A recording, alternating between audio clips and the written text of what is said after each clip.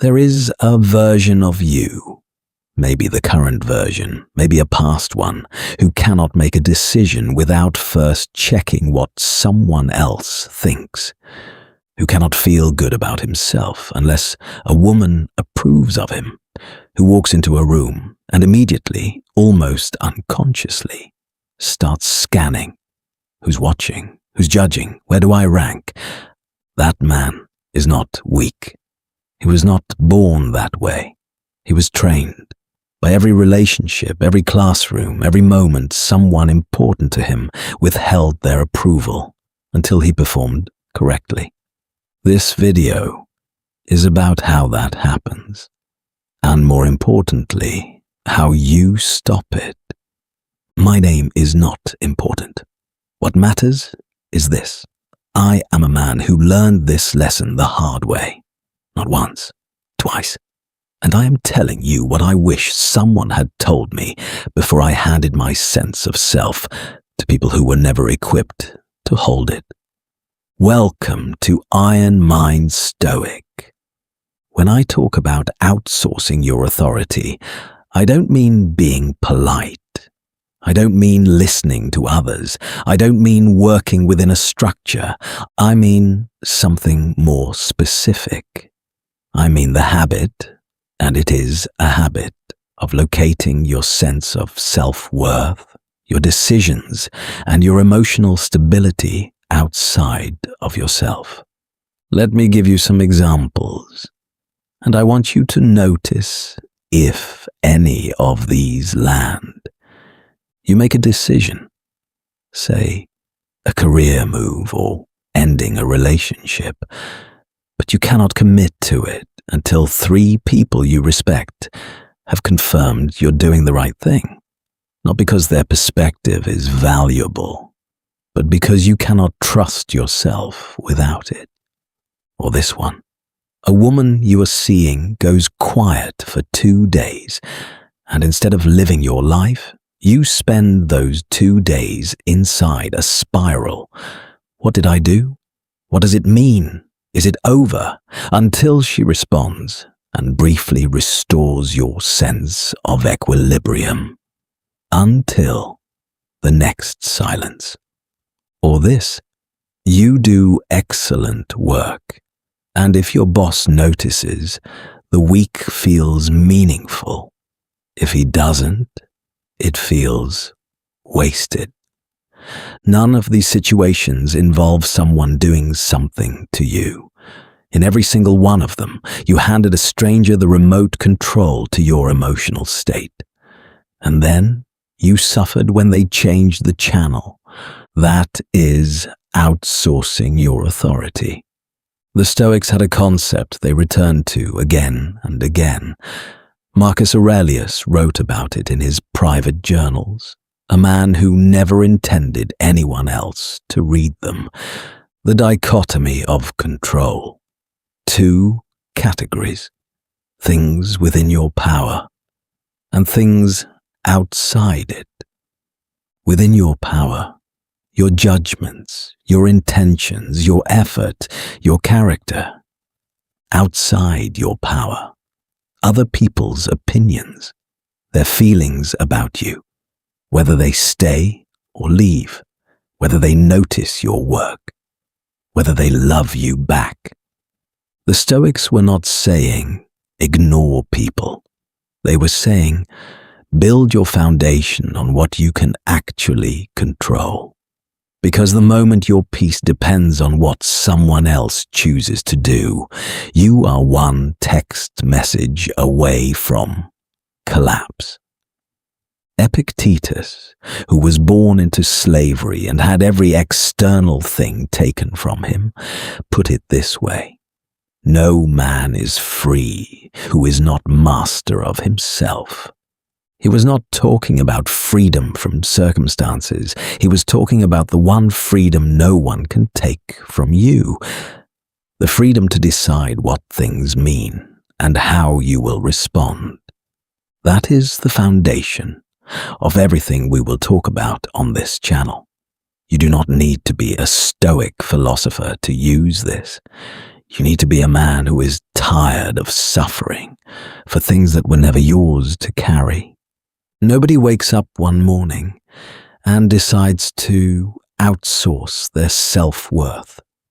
It gets built in slowly. For most men, it starts early. A father whose approval had to be earned, a mother whose love was conditional on performance, a school culture where your rank in the hierarchy determined whether you were safe. You learned, because you had to, that the way to get what you needed was to read the room, adjust your behavior, and wait for approval. That was survival. As a child, that was intelligent. The problem is that most men carry this strategy into adulthood, into relationships, into the workplace, into their deepest sense of who they are, and it was never designed to work there.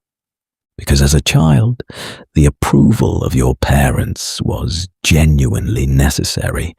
It was life. As an adult, the approval of a woman you've been seeing for 6 months, while meaningful, is not life. It is not the measure of your worth. But if you are running the same operating system you installed at age 7, your nervous system cannot tell the difference. And here is the thing about avoidant people, and I say this with hard-earned experience. They are extraordinarily good at activating this system because they give approval inconsistently. Sometimes they're warm, engaged, present. Sometimes they vanish. And that inconsistency is like a slot machine. It keeps you pulling the lever, hoping this time will be the time they stay. It is not your fault that this pattern was built into you, but it is your responsibility to dismantle it. Let's talk about what this looks like in romance, because this is where most men feel it most acutely. When you need a woman's approval to feel good about yourself, 2 things happen, and both of them destroy attraction. The first is that you become unpredictable, not in an interesting way, in a reactive way. Your mood is tied to her mood. When she's warm, you're warm. When she's distant, you're anxious. When she's happy with you, you feel like a man. When she's not, you feel like a boy who did something wrong. This is exhausting for her, not because she's cruel, but because no person can sustainably be the source of another person's sense of self. It is too much weight. The second thing that happens is that you stop being someone to want and start being someone to manage, and nobody is attracted to someone they have to manage. The most attractive thing a man can be, not in a manipulative sense, but in a genuine sense, is a man who is complete, who has a direction, who has a standard for himself that exists independently of whether she approves. She doesn't owe you validation. No one does. And the moment you stop needing it, genuinely stop, not as a tactic, but as a true internal shift, something changes. You become steady, and steadiness in a man is magnetic. The same pattern shows up at work, and most men don't recognize it because it's been rebranded as ambition. There's a version of ambition that comes from a genuine internal drive, a vision of something you want to build, a standard of craft you want to meet. That is real. And then there is the version that is just approval seeking with a salary attached. You work hard, not because the work matters to you, but because you need the boss to notice. You need to be seen as good.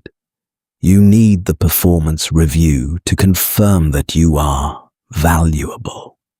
And when it doesn't come, When you do excellent work and no one comments, when you are passed over for a promotion, when your contribution is absorbed without acknowledgement, you are crushed. Not because the work failed, because the audience didn't applaud. The Stoic approach is not to stop caring about your work. It is to detach the meaning of the work from the response it receives.